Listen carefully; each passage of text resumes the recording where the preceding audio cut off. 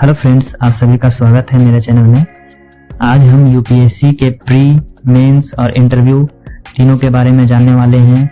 UPSC में pre और mains और इंटरव्यू का क्या महत्व है, ये कब और कैसे ली जाती है, प्रीलिम्स, मेंस और इंटरव्यू ये तीनों के कितने चरण होते हैं और कैसे यूपीएससी प्री को लेके सिलेक्शन करती है, और यूपीएससी सीएससी एग्जाम के बारे में आज हम जानने वाले हैं पूरी तरह से।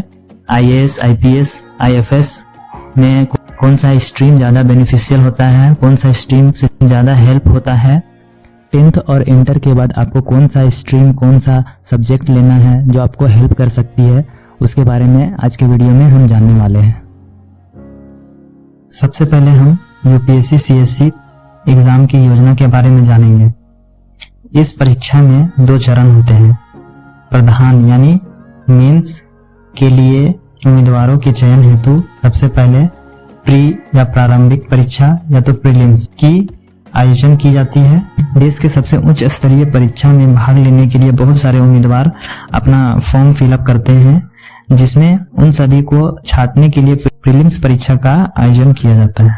प्रीलिम्स एमसीक्यू टाइप के होते हैं तथा दूसरा चरण है विभिन्न सेवा तथा पदों पर भर्ती हेतु उम्मीदवारों का चयन करने के लिए प्रधान या फिर मेंस परीक्षा।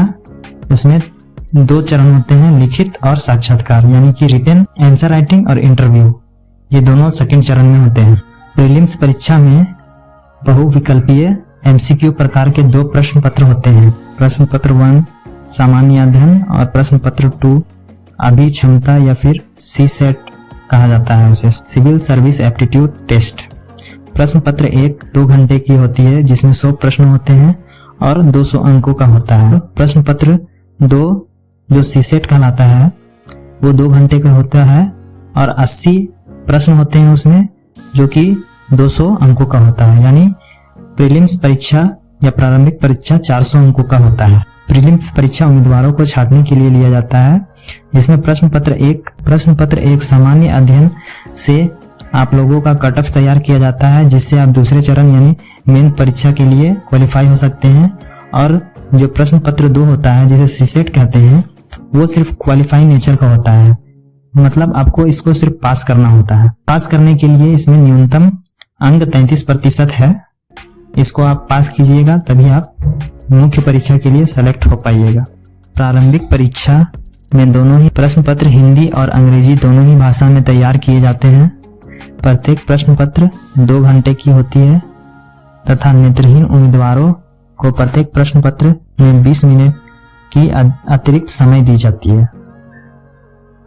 तो ये रहा यूपीएससी सीएससी का प्रारंभिक परीक्षा के बारे में जानकारी।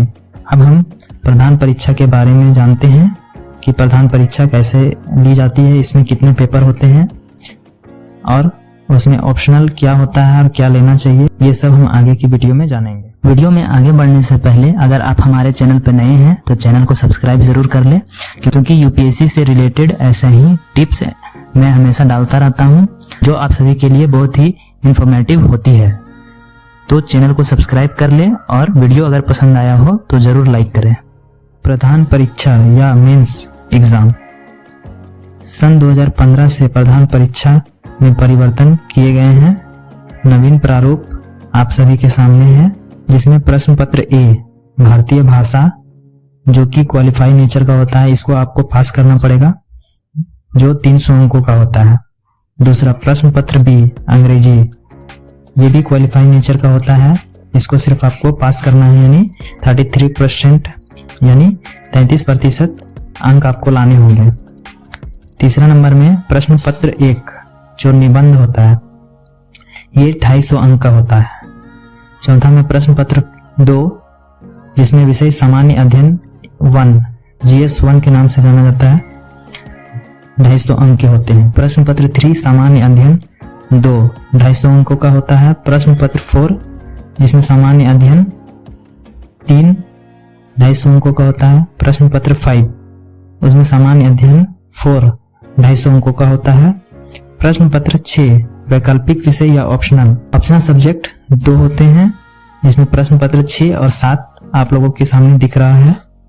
वैकल्पिक विषय प्रश्न पत्र 1 और वैकल्पिक विषय प्रश्न पत्र 2 दोनों 250 अंकों का, यानी कुल 1750 अंकों का आप लोगों का मेंस का एग्जाम होगा।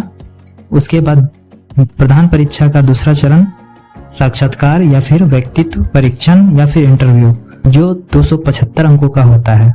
टोटल मार्क्स 2025 अंकों का होता है। इन 2025 अंकों में से ही आप लोगों का फाइनल मार्क्स निकाला जाता है और मेरिट लिस्ट को तैयार किया जाता है। अब हम जानते हैं मेंस परीक्षा में उम्मीदवारों को कैसे चयन किया जाता है। केवल वही उम्मीदवार जो आयोग द्वारा किसी वर्ष प्रारंभिक परीक्षा में मेंस के लिए वही अप्लाई कर सकते हैं जो प्रारंभिक परीक्षा में पास होते हैं, और आप सभी को उसी वर्ष के प्री को क्लियर करना होगा जिस वर्ष के मेंस के लिए आप देना चाह रहे हो। केवल वही उम्मीदवार जो आयोग द्वारा किसी वर्ष की प्रारंभिक परीक्षा में पास होते हैं उसी वर्ष की मुख्य परीक्षा में वे प्रवेश पा सकते हैं, अन्यथा मुख्य परीक्षा में प्रवेश हेतु पात्र नहीं बन सकते। यूपीएससी केवल उम्मीदवारों का परीक्षा लेके उसे सेलेक्ट करती है और भारत सरकार को उनकी लिस्ट देती है, और भारत सरकार अलग अलग डिपार्टमेंट में उनकी नियुक्ति करते हैं। यूपीएससी एक एग्जाम कंडक्ट कराने वाली संस्थान है जो कभी भी सीधे उम्मीदवारों की नियुक्ति नहीं करती है। वे उम्मीदवारों का चयन करती है, उनका रैंक तैयार करती है और उस सूची को भारत सरकार के हवाले करती है। भारत सरकार उन सूचियों के उम्मीदवारों को उनके रैंक के हिसाब से पूरे देश में उनकी नियुक्तियां करती है। यूपीएससी और उसके सिलेबस से जुड़े अन्य तथ्यों के लिए आप ऑफिशियल साइट में विजिट कर सकते हैं और वहां से नोटिफिकेशन डाउनलोड करके आप चेक कर सकते हैं। आशा करता हूं कि ये जानकारी आप लोगों के लिए बहुत ही लाभदायक होगी। वीडियो अच्छा लगे तो लाइक जरूर करें और चैनल को सब्सक्राइब भी जरूर करें। अगले वीडियो में मैं बताने वाला हूं कि एनसीईआरटी बुक आप कैसे पढ़ सकते हैं और कैसे चीजों को अच्छी तरह से समझ सकते हैं। एनसीईआरटी का आप कम समय में पढ़ के ज्यादा से ज्यादा कैसे यूज कर सकते हैं, इसके बारे में मैं अगले वीडियो में टिप्स देने वाला हूं। तो चैनल में जुड़े रहें। मिलते हैं नेक्स्ट वीडियो में।